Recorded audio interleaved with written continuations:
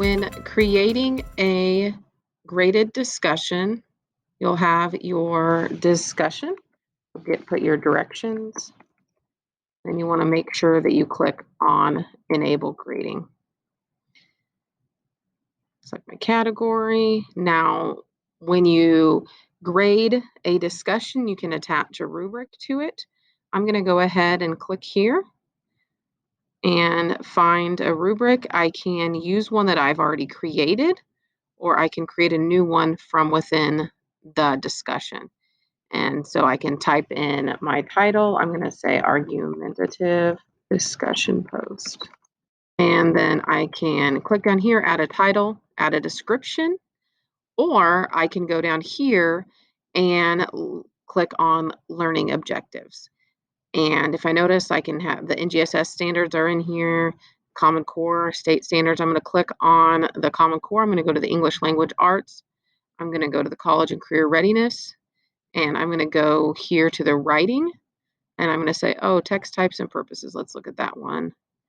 Write arguments to support claims. Okay, I'm going to click on that, and I'm going to add that learning objective.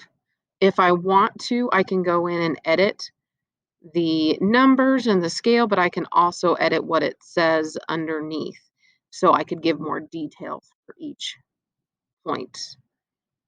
I can add in another criteria by clicking on the plus. I can always add in another standard or edit how I need to. I'm going to go ahead and click the X to delete it.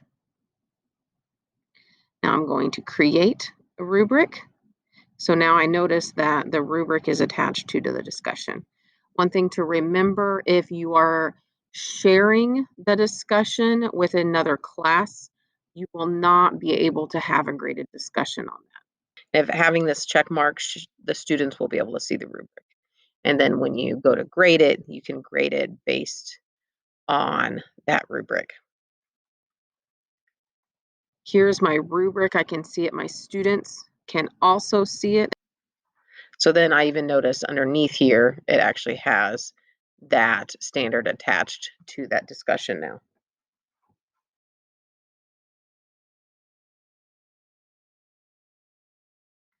To grade a discussion, you're going to go to your discussion. Can you notice here in orange, it tells you how many unread posts there are. It tells us over here, this check mark tells me that this post has already been graded. And then the yellow or the orange dot over here tells us this one hasn't been graded, and you have the check here. So you can click on it. You can write in a comment from there, and you can check show to student. But since it has a rubric, I'm going to click on the rubric here, and it's going to pop it open.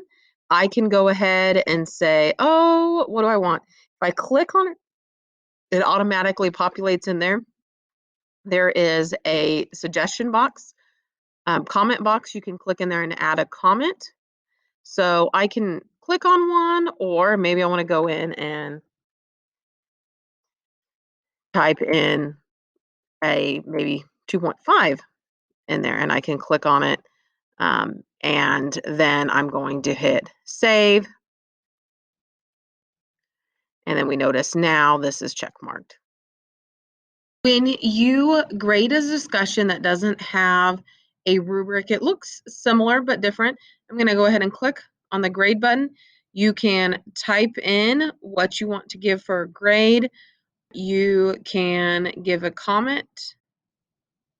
Once you submit, you have the check mark here. A couple of things to remember when you're grading, especially if you have a lot of posts, you have these nice little buttons over here. The first one is expand all. The second one collapses them. And the third one scrolls back to the top. And if I go over here to highlight user, I can click on it.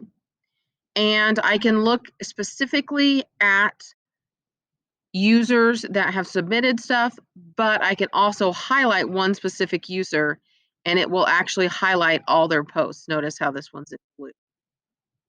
It also tells me who has not submitted a post. You can see my unread posts over here.